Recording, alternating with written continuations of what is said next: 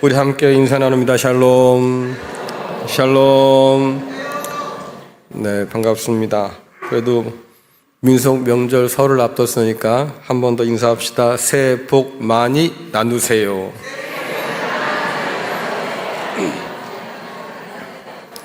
네, 받지만 말고 좀 나누자고요. 네, 나눌수록 또 풍성해지는 게 하나님의 은혜니까 그럼 나누면 좋겠습니다. 남신도회가 어저께 쌀을 좀 배달했어요. 네, 누가 어려운 분들 좀 나눠주면 좋겠습니다. 쌀을 주셨는데 그동안 못하다가 이제 새해 들어서 쌀을 배달해 주셨고, 또 여신도에서는 겨울 수련회에 식사봉사로 또 섬겨주고 계시고, 그래서 남녀신도가 새해를 시작하면서 이렇게 봉사로 시작합니다. 그렇게 귀한 봉사 가운데 하나님께서 기쁨으로 채워주시고 우리 남녀신도회가 한 해 더 발전하고 성장할 수 있기를 간절히 바랍니다. 사랑의 반찬 나눔 사역이 진행될 텐데요. 작년보다 올해 배가 늘었어요. 어려우신 분들이 그만큼 많이 늘어서 저희들도 도움의 손길이 좀 필요한데, 음식을 만드시는 거야 또 담당자가 있겠지만 또 그 음식을 전달하시는 분들이 필요합니다. 나중에 광고 드릴 테니까 여러분들 혹시라도 시간이 좀 되시면 오셔서 좀 도와주시면 좋겠다 생각합니다. 그래도 설 명절이니까 여러분들 각 가정에서 또 고향에서 뭐 이렇게 모일 텐데요. 그래도 오고 가는 길 가운데 안전하시고 올 한 해 여러분들의 가정에 기쁨과 평안이 가득하기를 간절히 바랍니다. 오늘 설교 말씀은 그냥 요한계시록으로 쭉 나갑니다. 그래도 뭐 명절 앞뒀는데 굳이 뭐 또 요한계시록 하냐 그럴지 모르겠지만, 여러분 나눠드린 가정 예배서 있으니까 그 예배서를 통해서 여러분들 새해 말씀 나누면 좋겠고요. 저희들이 갈 길이 멀어요. 제가 거의 몇 달을 지금 이거 하는지 모르겠는데 아직도 8장 이제 끝에 와 있어요. 갈 길이 멀어서 특별한 절기 설교 외에는 주일은 요한계시록 말씀을 계속 살펴보려고 합니다. 우리가 살펴보고 있는 이 요한계시록은 크게 세 심판을 중심으로 구성되어 있는데요. 이 세 가지 심판은 일곱 인심판, 일곱 나팔 심판, 일곱 대접 심판이에요. 그래서 오늘 우리가 살펴볼 것은 두 번째인 일곱 나팔 심판에 관한 이야기를 나눌 텐데, 이 말씀을 나누기 전에 요한계시록이 전하는 이 심판 환상에 관해서 기본적인 사항 몇 가지만 확인하고 가려고 합니다. 그림 하나 보여주시겠습니까? 네, 여러분 이 그림 혹시 기억하시나요? 물은 내가 잘못이지. 이거 봤었어요, 그렇죠? 그래요. 하나의 물건이지만 그러나 보는 거에 따라서 각기 다른 면이 보인다. 그래서 사실이지만 그러나 이 사실이 여러 측면이 있다, 이렇게 지난번 말씀드렸어요. 왜 이 그림을 썼냐면 요한계시록에 등장하는 세 가지의 큰 심판도 결국 하나의 심판을 각각 다른 관점에서 보니까 세 개로 보인다라고 하는 거죠. 그래서 저는 오늘 설교를 준비하면서 이런 그림을 한번 준비해 봤습니다. 넘겨주세요. 자, 병원을 가시면 우리의 몸을 들여다볼 수 있는 장치가 몇 가지가 있는데, 가장 기본적으로는 엑스레이가 있습니다. 그리고 그 다음에는 CT 촬영이 있고요. 그 다음에는 MRI 촬영이 있는데요. 갈수록 가격도 비싸지겠지만 선명도가 다르죠. 제가 생각할 땐 그래요. 인심판은 엑스레이 같다. 그래서 보통 전반적인 심판의 이야기를 우리가 가르쳐주고, CT는 우리가 오늘 살펴볼 나팔 심판 같아서 조금 더 세부적으로 그 심판의 이야기를 들려줍니다. 마지막으로 이제 우리가 볼 일곱 대접 심판이 있는데, 이것은 마치 MRI 같아서 아주 특정한 부분을 더 확실하게 보여줘요. 다시 말씀드리면 사탄과 그리고 세상 권세가 망한다, 이 심판에 관한 이야기를 보다 더 정확하게 비춰주는 게 이제 대접 심판입니다. 그래서 이 세 가지의 같은 몸을 촬영하더라도 선명도가 다른 것처럼 성경에 기록한 새 심판 역시도 같은 심판이지만 그러나 서로 다른 강조점을 가지고 우리에게 보여주고 있다는 것을 먼저 기억할 필요가 있을 거예요. 그래서 이런 관점으로 바라보면 이전에 우리가 바라봤던 심판에 관한 생각들이 많이 바뀌지요. 자, 구단 보여주세요. 네, 이것이 이전에 우리가 생각했던 심판 모델이에요. 그래서 예수님의 초림, 그것이 새 창조의 시작인데 예수님의 재림과 새 창조의 완성이 있죠. 이 큰 기둥 사이에 예수님, 우리가 지금 살고 있는 거예요. 자, 그런데 종말의 때에, 말세의 때를 우리가 살아가고 있지만 이때 보통은 인심판, 나팔심판, 대접심판이 이렇게 시간 순서로 나열있다고 보는 거죠. 인심판이 끝나면 나팔심판 오고, 나팔심판 끝나면 대접심판 오고, 이게 그동안 우리가 봐왔던 심판에 관한 일반적인 이해였어요. 근데 사람들이 요한계시록을 연구를 하다 보니까 이게 좀 이상하다. 왜? 새로운 사실들이 밝혀지면서 이 모델은 넘겨주세요. 가짜예요. 틀린 모델이에요. 저렇게 이해했기 때문에 우리가 이제까지 이 요한계시록에 대해서 굉장히 많은 두려움과 잘못된 오해를 갖게 되었다. 그래서 이 이론은 이제 지나간 이론이 되어버렸고, 이제 요한계시록을 새롭게 보는 관점이 있는데요. 보여주세요. 이런 관점이죠. 예수님의 초림과 예수님의 재림 사이에 오늘 저와 여러분이 살고 있고요. 이때를 종말의 때, 말세의 때라고 성경은 말합니다. 예수님께서 처음 오셨던 그 사건, 그래서 십자가와 부활과 승천을 통해서 새로운 창조가 시작되었다고 성경은 말하고, 예수님께서 재림하실 때에 이제 그 새 창조가 완성되어서 새 하늘과 새 땅을 가져다 주실 것이다. 이것이 성경의 아주 큰 그림이라고 말씀드렸어요. 자, 그런데 그 사이에 예수님의 초림과 재림 사이에 지금 우리가 살고 있는 이 시대뿐만 아니라 요한계시록이 쓰여졌던 바로 그 시대까지. 그래서 심판이 계속되는데요. 인심판, 나팔심판, 대접심판, 각각의 다른 포인트를 가지고 같은 심판을 우리에게 보여준다라고 하는 것이고, 결국 이 모든 심판이 우리에게 알려준 게 뭐겠습니까? 하나님은 반드시 세상을 심판하신다라는 사실이에요. 성경에 보면 반복해서 두 번 말하면 굉장히 강조한 거거든요. 내가 진실로 내게 말한다 할 때는 내가 진짜 말하고 싶은 거야, 이렇게 말씀하는 건데, 지금 이 심판에 관한 이야기는 같은 얘기를 3번 반복하고 있는 거예요. 인심판, 나팔심판, 대접심판, 다 하나님의 심판을 말해주지만 3번이나 언급한다고 하는 것은 반드시 이루어진다, 확실하다, 이것을 우리에게 보여주는 거고요. 7번째에 나타나는 심판이 있죠. 만약에 첫 번째부터 6번째 인심판, 첫 번째, 6번째까지 나팔심판, 첫 번째 대접부터 6번째 대접까지 대접심판, 같은 사건인데 7번째 인이든 나팔이든 대접이든 같은 맥락으로 우리에게 보여준 게 뭐냐면 우레, 번개, 음성, 지진, 이런 표현들이 드러나는데, 이 표현은 하나님께서 이제 마지막으로 심판하실 그때를 가리켜요. 그래서 전체적으로 이 그림들이 오늘 우리가 이해하는 그림이겠다 싶습니다. 그래서 바울이 말하는 것처럼 심판 가운데 우리가 놓여 있지만 그래도 지금은 은혜 받을 만한 때고 지금은 구원의 날이고, 그래서 심판 중에 있지만 여전히 이 세상은 하나님의 새로운 창조의 완성을 향해서 지금 나아가고 있다고 하는 거죠. 이 관점을 바라보면 하나님의 심판이 절망적인 상황이 아니에요. 오히려 이 세상을 새롭게 만들고 우리에게 새 하늘과 새 땅을 가져다 주는 그런 미래로 지금 우리는 나아가고 있다라고 하는 거죠. 그래서 오히려 이 심판의 이야기를 통해서 하나님의 소망을 우리가 마음에 품을 수 있는 거예요. 또 다른 것 중에 하나가 우리가 이해할 것이 뭐냐면, 요한은 심판 이야기를 하면서 구약의 많은 이야기들을 가져다 씁니다.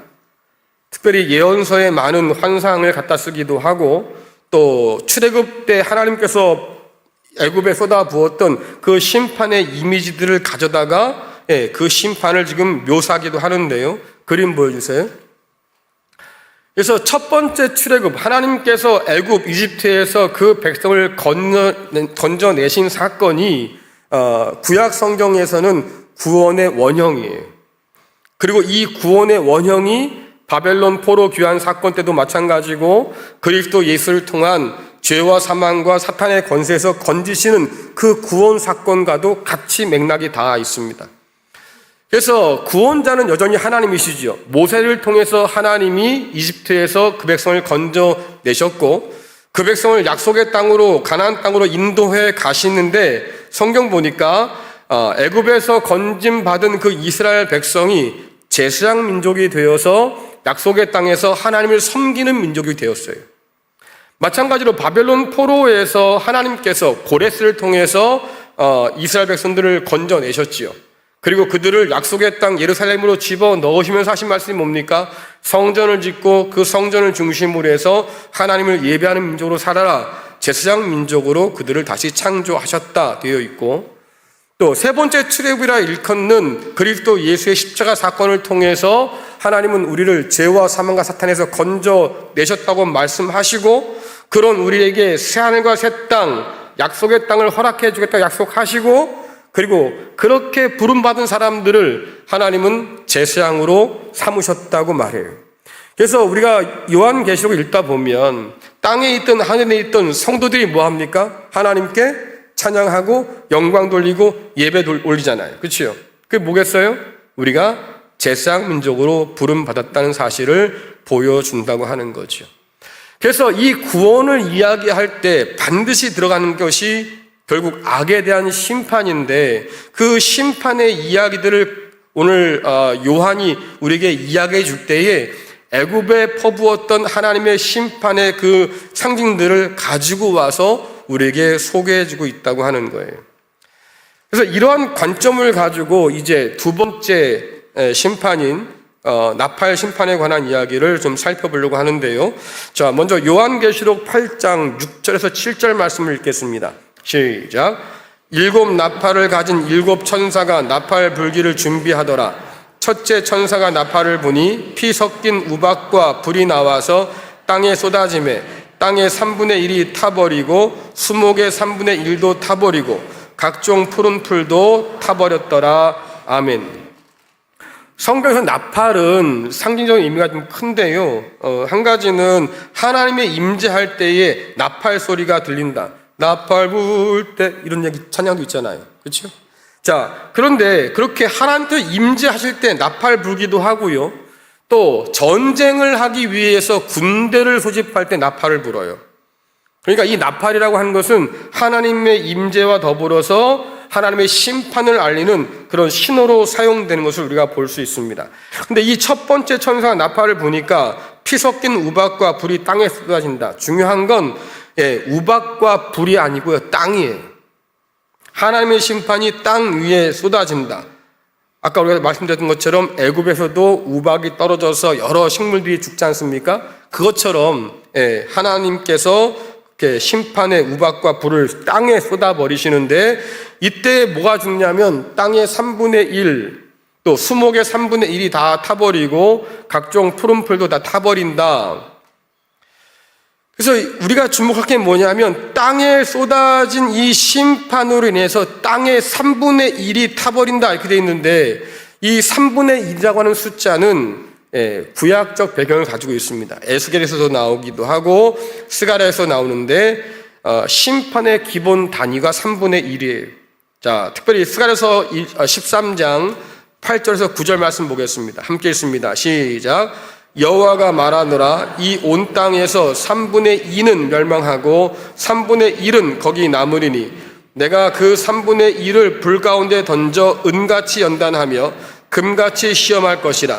그들이 내 이름을 부르리니 내가 들을 것이며 나는 말하기를 이는 내 백성이라 할 것이요 그들은 말하기를 여호와는 내 하나님이시라 하리라. 아멘. 이 스가랴의 말씀과 요한계시록의 말씀이 조금 다른 건 뭐냐면, 스가랴 말씀에서는 3분의 2가 멸망당하고요, 요한계시록에서는 3분의 1이 멸망을 당해요. 그래서 스가랴서에서는 3분의 1이 구원을 받은 사람이어서 말씀 보니까 뭐라 그럽니까? 내 백성이다 말씀하시고 그들은 내 여호와가 내 하나님이시다라고 말할 거다. 3분의 1이. 반면에 요한은 이것을 좀 뒤집어서 3분의 1이 망하고 3분의 2가 남겨진다 얘기해요. 자, 그럼 여러분들 생각해 보세요. 3분의 1 안에 드는 게 쉬워요? 3분의 2 안에 드는 게 쉬워요?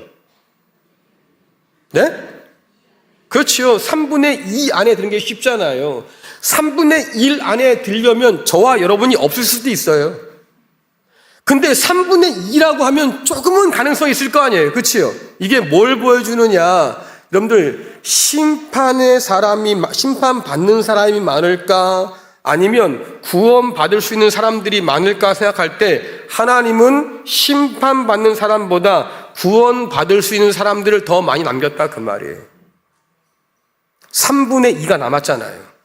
그 3분의 1에게 하나님께서 이 심판을 통해서 뭘 원하고 싶은 겁니까? 야, 그러니까 돌아와라 그 말이에요.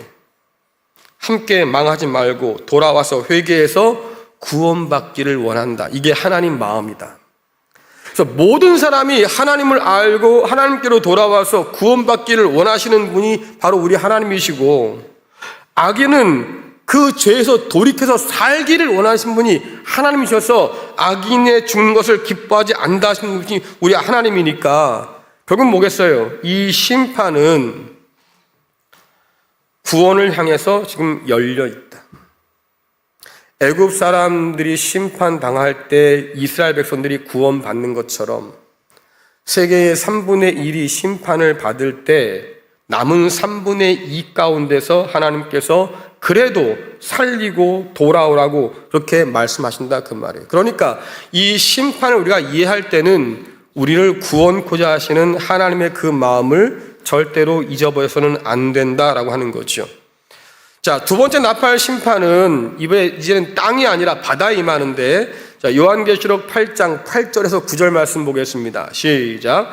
둘째 천사가 나팔을 부니 불붙는 큰 산과 같은 것이 바다에 던져지매 바다의 3분의 1이 피가 되고 바다 가운데 생명 가진 피조물들의 3분의 1이 죽고 배들의 3분의 1이 깨지더라. 아멘. 이 말씀도 구약 배경을 가지고 있는데 특별히 예레미야서 51장 25절을 배경으로 합니다. 함께 읽겠습니다. 시작. 여호와의 말씀이니라. 온 세계를 멸하는 멸망의 사나 보아라. 나는 내 원수라. 나의 손을 내 위에 펴서 너를 바위에서 굴리고 너로 불탄 산이 되게 할 것이니. 아멘. 불붙는 큰 산이 요한계시록에 기록되어 있고 예레미야에서는 불탄 산이 되게 할 거다 이런 표현이 있는데요. 예레미야서에서 이 멸망의 산은 바벨론을 뜻합니다. 그렇죠? 그래서 온 세계를 멸하는 멸망의 산 얘기는 뭐냐면 바벨론 제국이 힘이 너무 강하니까 이 힘을 가지고 주변 나라들을 다 멸망시키는 거예요. 그래서 멸망을 가져오는 그런 멸망의 산이라고 불리는 거지요. 그런데 하나님께서 그 바벨론 손에 유다를 붙였어요. 내가 너를 도구 삼아서 유다를 칠 거야. 그런데 하나님께서 유다를 치실 때는 반드시 정한 선이 있습니다. 예를 들면 이런 거지요. 한 대만 때려. 이게 하나님 명령이었어요. 근데 힘은요, 가질 때 조심해야 되거든요. 예. 그래서 한 대 때리면 될 것을, 야, 그래도 내가 이 전 세계에서 가장 힘이 있는 제국인데, 뭐 하나님이라고 뭐 나한테 뭐라고 할 거 있겠어? 내가 마음대로 하면 되지. 그래서 그가 폭력을 더 심하게 행했어요.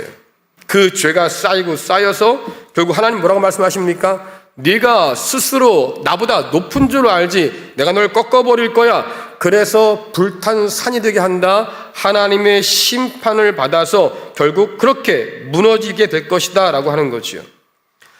이 불의한 바벨론이 하나님의 심판으로 망한다고 하는 것을 요한 시대로 따진다고 하면 로마 제국이 혹은 사단 앞에 굴복한 세상 권세가 그렇게 망할 거다라고 하는 거예요. 그래서 이 심판으로 바다의 3분의 1이 피가 되었다. 여러분, 물이 피가 된 사건은 이미 홍해에서 봤지요. 애굽에서 봤지요. 또 바다의 생명체 중에 3분의 1이 죽었다. 이런 표현이 있고 더 나가서 뭐가 있냐면 바다의 배가 3분의 1이 깨졌다. 이런 표현이 있어요. 그럼 왜 굳이 바다의 탔던 이 배를 언급했을까? 여러분들, 로마가 부와 권력을 쌓을 수 있던 가장 그 중심 가운데 하나가 뭐냐면 해상무역이에요. 물론 군사력을 가지고 다른 나라를 쳐들어가서 빼앗고 노예를 잡아오고, 맞지요? 그렇게 부를 축적했으니까. 근데 그렇게 큰 나라를 이룬 다음에 해상무역을 통해서요, 많은 부를 그들이 쌓았습니다. 옛날 기록에 의하면 로마의 선박이 인도 와서 우리나라 신라 때까지 연결되는 것도 그런 기록들이 있더라고요. 그러니까 그만큼 무역을 확장한 거예요. 그래서 그렇게 해서 부와 권력을 쌓았는데 그 해상 무역에 치명타가 가해진 거지요. 그건 뭐예요? 그 나라가 점점 더 쇠약해질 것이다 라고 하는 거예요.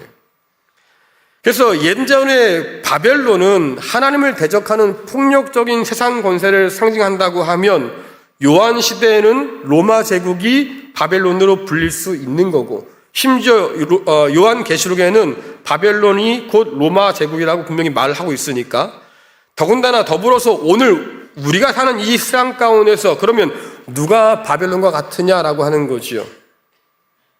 제가 특정 나라를 말할 수는 없어요. 왜? 그럼 또 이상한 생각하시는 분이 계실 테니까. 거봐라, 이상한 종말론을 주장하는 사람들이 거봐라 이럴 거니까 제가 특정 나라는 말하지 않겠습니다. 하지만 중요한 게 뭐겠습니까? 그가 어떤 나라든 간에 부와 권력을 쥐고 폭력을 행사하는 세상 권세자들, 그들이 오늘날 바벨론과 같은 자들이. 중요한 건 하나님께서 뭐라고 말씀하십니까? 그런 것들은 반드시 망한다.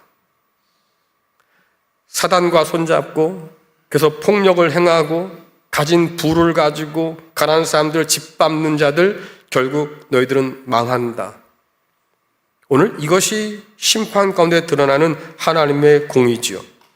세 번째 천사가 나팔을 불어요. 자, 요한계시록 8장 10절부터 11절 말씀 읽겠습니다. 시작. 셋째 천사가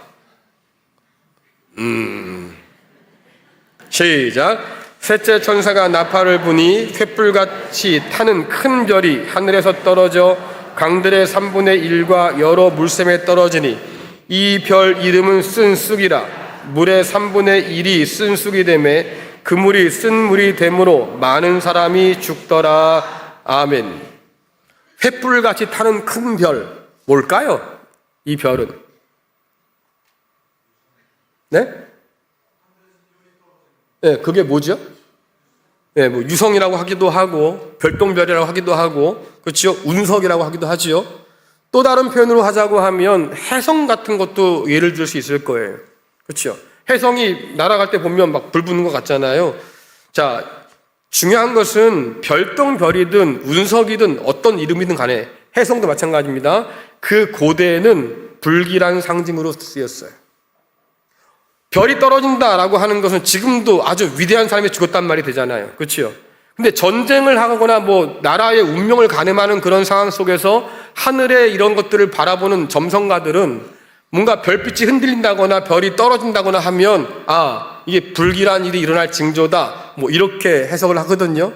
그러니까 아마도 이 횃불같이 타는 큰 별은 그렇게 불길한 상징으로 쓰였을 겁니다. 그런데 이 떨어진 별의 이름이 뭐라고 그랬습니까? 쓴 쑥이다. 쑥이 많이 나는 별인가 보다. 이러면 안 되는 거예요. 그렇죠? 쓴 쑥이라고 하는 이름은 그로 말미암아서 물이 쓰게 되어서 마시지 못하게 되었다는 뜻이니까. 근데 이것은 이미 예레미야서 23장 15절에서 언급된 말씀이에요. 한번 보겠습니다. 시작. 그러므로 만군의 여호와께서 선지자에 대하여 이와 같이 말씀하시니라. 보라, 내가 그들에게 쑥을 먹이며 독한 물을 마시게 하리니 이는 사악이 예루살렘 선지자들부터 나와서 온 땅에 퍼짐이라 하시니라. 아멘. 하나님의 말씀을 가르치고 정의를 행해야 할 예루살렘 선지자들이 오늘 뭐라고 그래요? 사악하다. 거짓된 것을 가르치고 하나님의 정의를 굳게 만들고 그렇잖아요. 거짓된 평화를 이야기하기 시작하고 그들이 사악하다. 그래서 그들의 사악으로 인해서 말입니다. 온 이스라엘 땅이 우상숭배에 빠지기 시작하고 하나님의 말씀을 잊기 시작하고 제대로 하나님 백성으로 살아내지 못해서 결국 하나님이 그들을 심판하시는데 쑥을 먹이고 독한 물을 마시게 할 거야. 그러면 오늘 우리가 읽은 이 말씀 가운데서 요한계시록은 무엇을 말하고 싶은 걸까? 이미 살펴봤어요, 여러분들. 로마가 다스렸던 그 시대에는 온갖 우상이 가득했던 시대이기도 하고 그 가운데 있던 교회 공동체 안에서도 이세벨과 같은 거짓 선지자들이 있어서 황제 앞에 절해도 괜찮고 우상 앞에 절해도 괜찮고 그래도 예수도 믿고 우상도 믿고 다 괜찮아 이렇게 가르쳤던 거짓 가르침이 있었다고 했지요. 그로 인해서 많은 성도들이 흔들리고 믿음을 잃고 우상 숭배에 빠져들었다고 분명히 말씀드렸어요. 그들에 대한 심판이 임했다라고 하는 것. 거짓으로 인하여서 하나님을 떠난 사람들, 우상 앞에 절했던 사람들, 그들에게 하나님의 심판이 구체적으로 임한다라는 뜻이겠지요. 그래서 오늘 심판을 보면요, 땅에 떨어진 심판이 있고 바다에 떨어진 심판이 있는데요, 이 모든 것들이 결국 뭡니까? 사람에게 그 영향을 미치기 시작한다. 다시 말하면 맨 마지막 13절에서 보는 것처럼 점점 심판이 더 심각해지고 있다. 가면 갈수록 심판이 더 거세진다. 이것을 우리에게 보여줘요. 자, 이제 네 번째 천사가 나팔을 부는데 아마도 오늘 말씀 가운데 가장 논쟁적인 말씀이 되지 않을까 싶어요. 자, 요한계시록 8장 12절 같이 보겠습니다. 시작. 넷째 천사가 나팔을 부니 해의 3분의 1과 달 3분의 1과 그 3분의 1이 어두워지니 낮 3분의 1은 비추임이 없고 밤도 그러하더라. 아멘. 많은 사람이 이 말씀을 근거로 무엇을 주장하냐면 종말이 되면 세상이 우주가 망한다 이렇게 생각해요. 근데 우리는 이미 살펴봤습니다. 하나님의 뜻이 뭐냐, 하나님의 큰 계획이 뭐냐라고 하니까 만물을 새롭게 하는 것, 새로운 창조를 완성하는 것, 새하늘과 새 땅을 가져다 주는 것, 이것이 하나님의 목적이라고 그랬어요. 그렇다고 하면 우주가 멸망한다는 이런 이야기들은 성경이 주장하는 얘기가 아닌 거죠. 그렇죠? 오늘날 많은 사람들이 잘못 오해해서 말입니다. 우주가 다 사라진다고 그렇게 가르치기도 하고 이상한 소리를 해대는데 실상 성경은 그렇게 말씀하고 있는 것이 아니다. 하나님은 이 만물을 새롭게 하기를 원하시고 그 가운데 임하셔서 경배받기를 원하시고 그래서 하나님께서 임재하셔서 통치하시는 그 나라를 가져다 주기를 원하신다. 이것이 하나님의 큰 계획이라고 그랬어요. 자, 그러면 이 말씀을 잘 생각해 보세요. 자, 해가 3분의 1, 달이 3분의 1, 별들의 3분의 1이 타격을 받아서 어두워진다. 그럼 해와 달과 별이 타격받아서 어두워지는데 그래서 갖게 된 어둠이 어떤 어둠이냐? 낮 3분의 1도 어둡고 밤도 그러한다. 여러분, 낮이면 낮이고 밤이면 밤이지. 그렇잖아요. 3분의 1은 어두워진다. 이게 무슨 의미예요?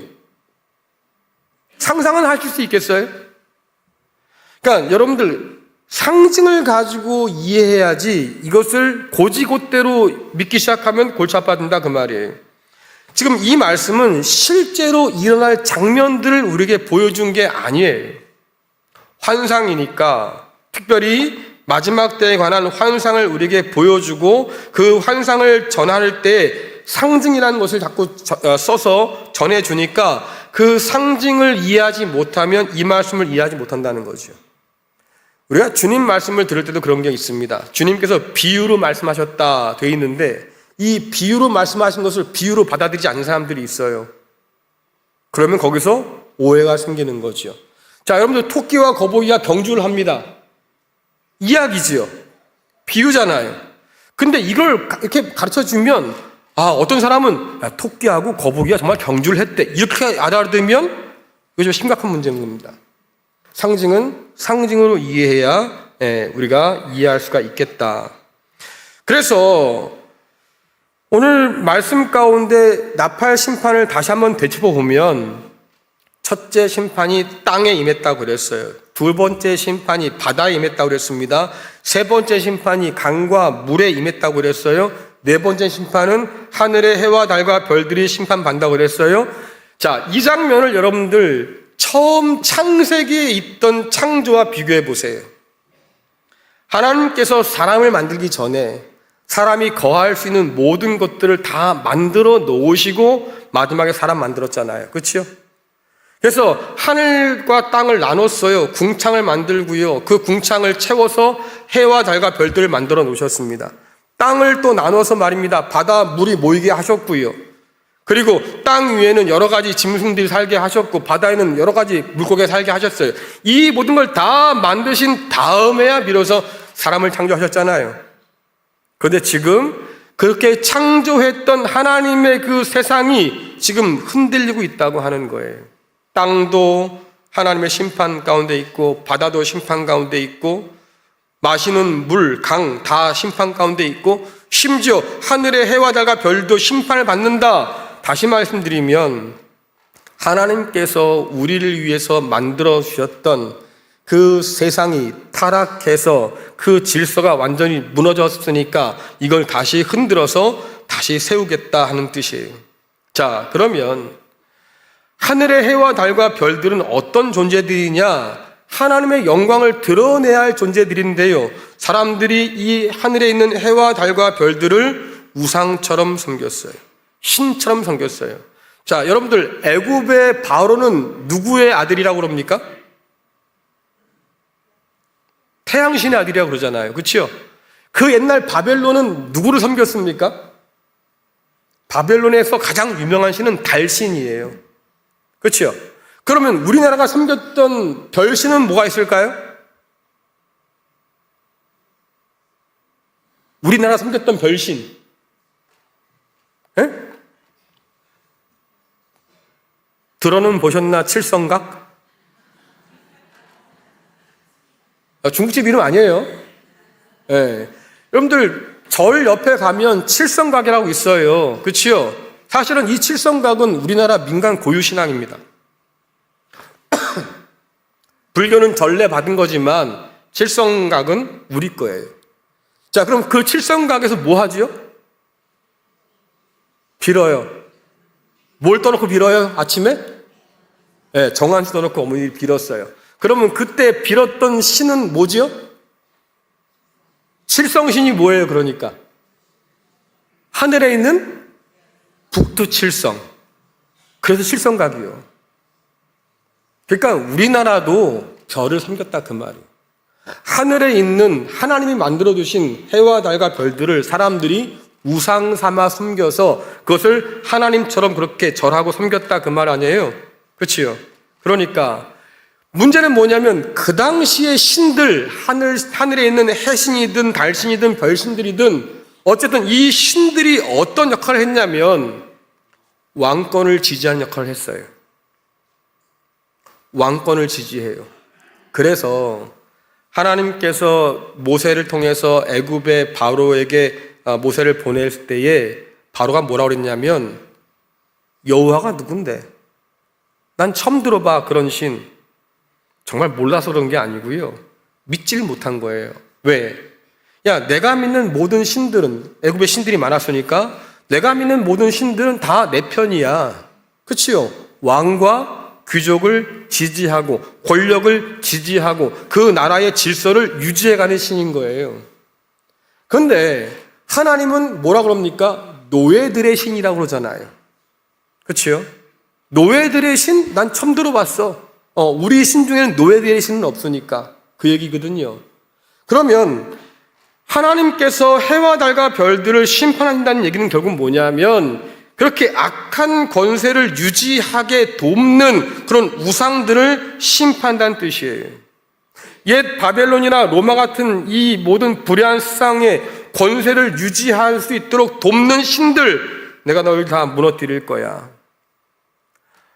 바울은 하나님을 경외해야 할 창조의 질서가 무너진 대표적 증거가 뭐냐고 했을 때 로마서에서 사람들이 피조물을 하나님처럼 섬긴다 그랬어요. 그러니까 그로 인해서 창조 질서가 뒤집혔다 그 말이겠지요. 그러면 해와 달과 별들이 빛을 잃고 떨어진다. 이것은 결국 뭡니까? 하나님이 우상들을 심판하신다. 더불어서 그 우상들을 중심으로 엮여있는 세상 권세를 심판하신다. 이미 여러분들 애굽에서 하나님께서 심판 내릴 때에 흑암의 심판을 내릴 때 어떤 일이 벌어집니까? 애굽 전역에 어둠이 임했다. 그러면 애굽은 누구의 나라라고 그랬어요? 태양신의 나라라며. 그렇지요? 그러면 하나님께서 어둠을 딱 내렸을 때 말입니다. 태양신이 이건 무슨 어둠이야? 딱 나타나서 뭐 싸워봤어야지. 근데 그런 게 전혀 없었거든. 어둠 가운데 놓여 있었거든요. 그럼 무슨 말입니까? 너희 신이 가짜지. 이거 폭로한 거예요. 하나님이 우상을 지금 폭로하신다. 그래서 애굽의 신들을 심판하시고 그로 인해서 그 땅 가운데 어둠이 임했다. 결국 이 모든 것은 뒤엉킨 창조 질서를 뒤흔들어서 하나님이 새롭게 회복시키기를 원하신다는 것을 우리에게 보여주는 거지요. 그러면 새 창조를 향한 이 하나님의 심판은 땅에 있는 모든 사람들, 그들에게 뭔가를 보여준다 그 말이에요.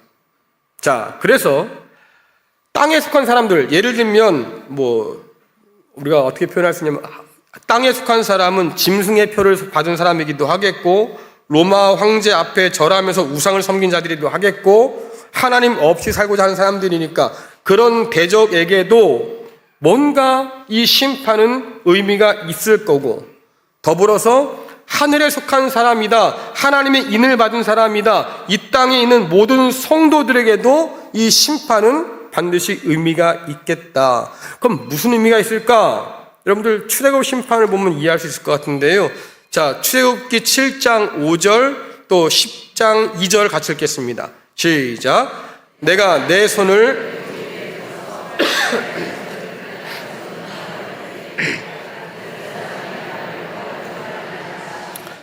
내게 내가 애굽에서 행한 일들 곧 내가 그들 가운데서 행한 표징을 내 아들과 내 자손의 귀에 전하기 위함이라. 너희는 그래요. 하나님께서 애굽 위에 심판을 베푸셨는데 말입니다. 그 심판을 통해서 애굽 사람들도 나를 여호와인 줄 알 거고 너희도 내가 여호와인 줄 알 거다. 이때 너희는 누굽니까? 구원받은 이스라엘 백성이잖아요.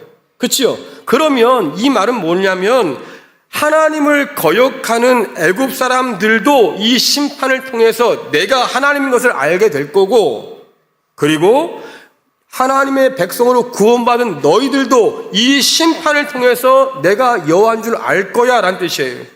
그러면 이 심판의 구체적인 목적이 뭐겠습니까? 그것이 애굽 사람이든 이스라엘 백성이든 모두가 다 하나님을 알게 하는 것. 이것을 요한 시대로 말하자고 하면 땅에 속한 사람이나 하늘에 속한 사람이나 모두가 다 하나님을 알도록 하는 것. 그래서 심판 환상은 우리에게 보여준 게 뭐겠습니까? 하나님의 대적들, 땅에 속한 사람들, 짐승의 표를 받은 사람들, 그런 사람들이 지금 뭐라고 말씀하시는 거예요? 그들은 남아있잖아요. 3분의 2 가운데 속해 있으니까 너희들도 더 늦기 전에 하나님을 알고 회개하고 돌아와서 멸망할 바벨론과 함께 망하지 말고 떠나서 어린 양의 길을 따라서 오라고 지금 초대하고 있는 거예요. 왜? 구원의 때잖아요. 은혜의 때잖아요. 아직은 남아있는 시간이 있으니까 돌이켜 돌아오라 말씀하시는 거죠.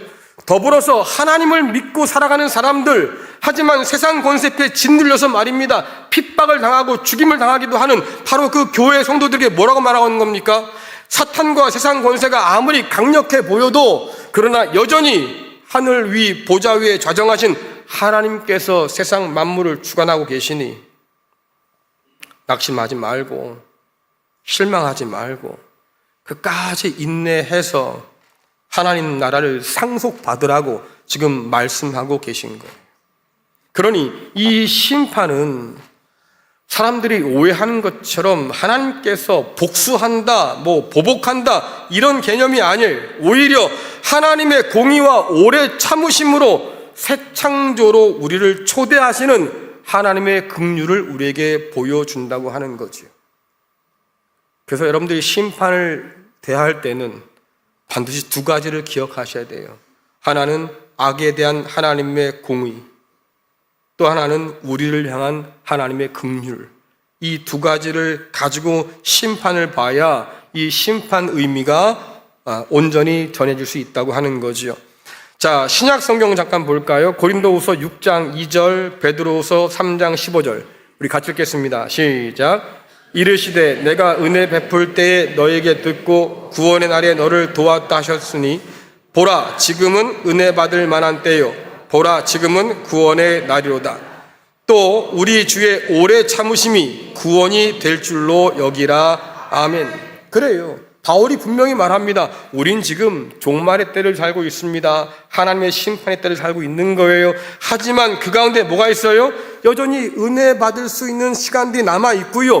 구원의 날이 지금 남아 있어요. 그러니 지금이라도 늦지 않았으니 돌아오라 그 말이고, 돌아와서 하나님 앞에 서면 구원을 받을 수 있다고, 은혜 안에 머물 수 있다고 지금 얘기하는 거고, 베드로는 뭐라고 그럽니까? 하나님의, 우리 주님의 오래 참으심이, 그래요. 우리는 이 오래 참으심을 비아냥대는 세상 가운데 삽니다. 야, 하나님이 계신다면 세상이 왜 이 모양이냐? 이렇게 얘기하기도 하고, 예수님 오신다고 했는데 아직도 안 왔으니 그건 안 오는 거나 마찬가지지, 이렇게 얘기도 하고, 그렇잖아요. 근데 그것이 그렇게 비아냥거릴 게 아니다 그 말이에요. 왜냐하면 하나님께서 오늘도 끝까지 참는 이유가 뭐겠습니까?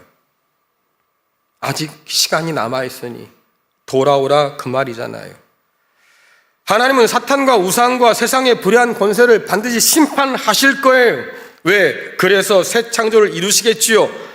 하지만 그날이 오기까지 하나님은 오늘도 오래 참으셔서 여전히 우리를 구원으로, 새하늘과 새 땅으로 초대하고 계신다. 그러니 하나님의 이 심판은 악에 대한 하나님의 공의 뿐만 아니라 오늘을 사는 우리에 대한 하나님의 긍휼을 보여주고, 믿음 안에서 은혜를 가지고 하나님 앞에 선 우리들에게 앞으로 다가올 새하늘과 새 땅에 대한 참된 소망을 가져다 준다 그 말이에요. 그러니 여러분들, 세상이 우리를 속인다 할지라도 슬퍼하지 마시라 그 말이에요. 내 생각대로 삶이 펼쳐지지 않는다고 해서 슬퍼하지 말라 그 말이에요. 악인이 형통하다고 해서 말입니다, 부러워하지 말라 그 말이에요. 왜? 결국 모든 악은 무너질 날이 와요. 오늘 우리가 그것을 믿지 못한다고 하면, 그리고 하나님께서 반드시 그 악을 심판하지 않는다고 하면 여러분들 여기 앉아있을 필요가 없어요. 그냥 가서 막 살아. 괜찮아. 그냥 막 살아. 괜찮아. 근데 하나님의 끝이 반드시 온다고 믿는다고 하면 정신 똑바로 차려야 돼요. 악인의 형통을 부러워해서는 안 돼요. 세상의 그 악을 따라가서도 안 돼요. 우상 앞에 절해서도 안 돼요. 하나님 앞에 충실한 증인으로 오늘을 살아갈 필요가 있다고 성경은 말해주는 거지요. 반드시 세상은 심판받을 거예요. 악한 모든 것들은 반드시 멸망받을 거예요. 우리를 대해서 오래 참으시는 하나님의 공의와 긍휼을 신뢰함으로 오늘 그 은혜의 때를, 오늘 그 구원의 날을 살아가는 저와 여러분 될 수 있기를 간절히 축원합니다. 하나님의 심판을 바르게 이해하면 우리 가운데 소망이 생겨요. 아, 아직도 나를 돌아오라 불러주시는구나. 아직도 우리에게 기회가 있구나. 그리고 이런 내가 돌아올 때는 하나님 나라를 유업으로 받는 그 놀라운 은혜를 맛볼 수 있겠구나. 이것이 오늘 우리에게 남은 소망이지요. 이 소망 안에서 오늘 은혜의 때를 살아가고 구원의 날을 살아가는 저와 여러분 될 수 있기를 간절히 축원합니다.